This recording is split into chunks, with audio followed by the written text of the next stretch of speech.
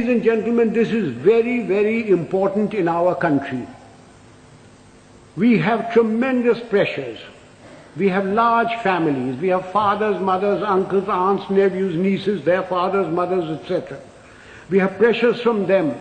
We have pressures from members of parliament. We have pressures from all sorts of people. And we lack the courage to withstand that pressure. This is very important for us in India. And that takes me to the next attribute: moral and physical courage.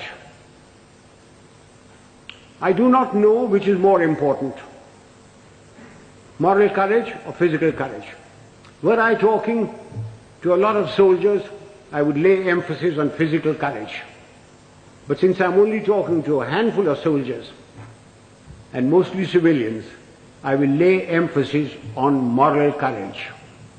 What is moral courage? Moral courage is the ability to distinguish right from wrong.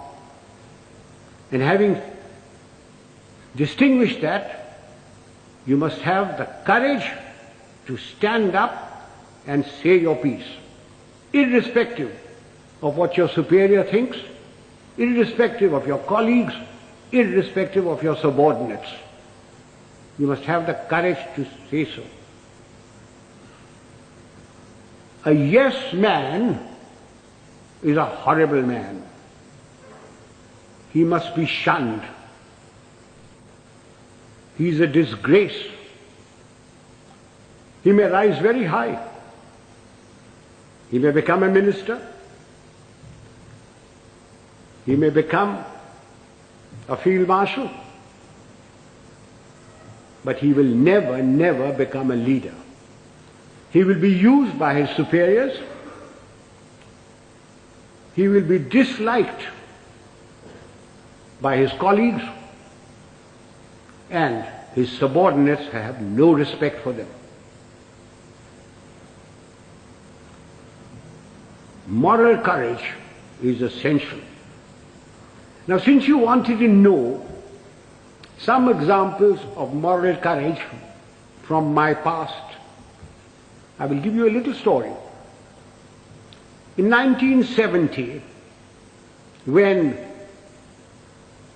General Yahya Khan put all the pressure on East Pakistan as it was then,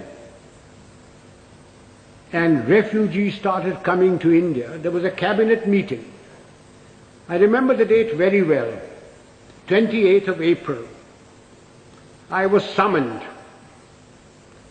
I had a very strong Prime Minister and Mrs. Gandhi, who ranted and raved at me, said, "What are you doing about it? I've got so many refugees. The Chief Minister of Bengal has just sent me a telegram. The Chief Minister of Tripura has done this. The Chief Minister of Assam is writing that there are more Bengalis there than their own population. What are you doing about it?" And I said, "Nothing. Got nothing to do with me." And she said, "I want you to go in and take action." And I said, "Do you know what that means, Prime Minister?" And she said, "No." I said, "It means war." And she said, "I don't mind if there's war." So I said, "May I please quote from the Bible, the first book, the first chapter, the first verse? God said, 'Let there be light,' and there was light. And you say, 'Let there be war,' there will be war. Are you ready?" I'm not ready. I'm not prepared. It is not the right time to go in.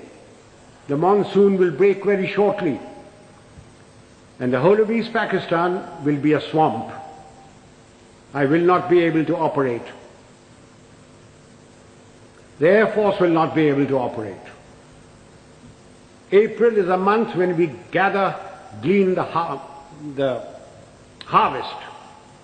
And the Agriculture Minister was Mr. Fakhruddin Ali Ahmed. And I said, "I will require every railway wagon, I will require every train, I will require all the road space to move my troops. And you will not be able to move your harvest. And then if there is a famine, don't blame me." And I said, the passes in the Himalayas start opening now, the snow melts. And then if the Chinese give us an ultimatum, I will have to fight on two fronts. And then the External Affairs Minister, the Khalsa, Sardar Swaran Singh said, do you think China will give ultimatum? And I said, you are the foreign minister, you tell me. And then my own minister, Jagjeevan Ram, who couldn't call me Sam, who used to call me Sham.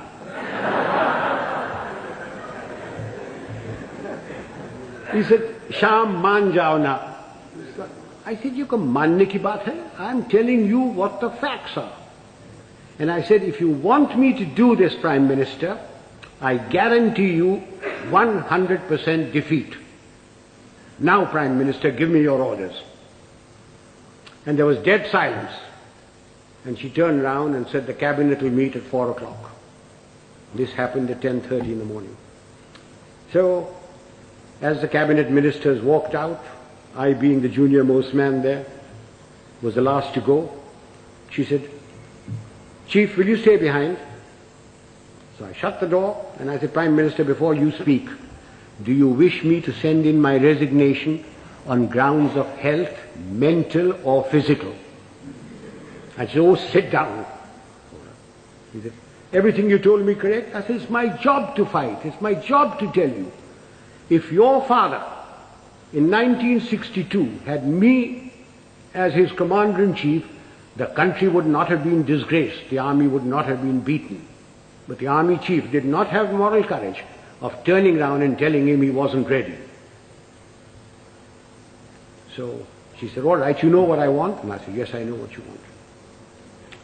And I must be allowed to do it my own way. And she said, all right, you know what I want. So ladies and gentlemen, there's a very thin line between becoming a field marshal and being dismissed.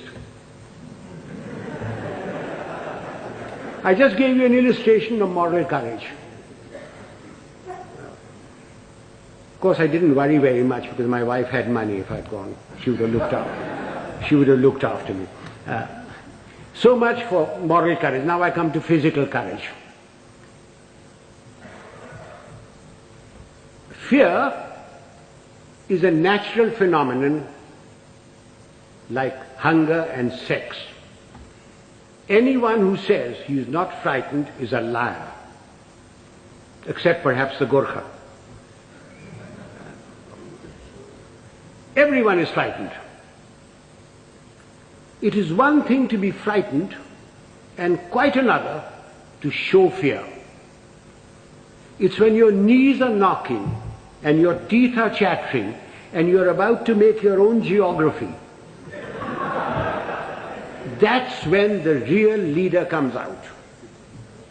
If once you show fear in front of men that you may be commanding, it doesn't matter whether they're soldiers, they're clerks, they're labor, there are students, once you show fear, you should quit. Now again, General D'Souza said, I must give some examples from my own life. This was in Burma in 1942. I was commanding a Sikh company, big tough chaps, very fond of them.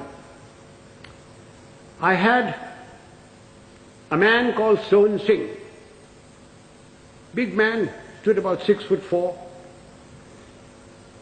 He had been promoted many times to Lance Naik, to Naik, and every time, because he was a Badmash, he was broken.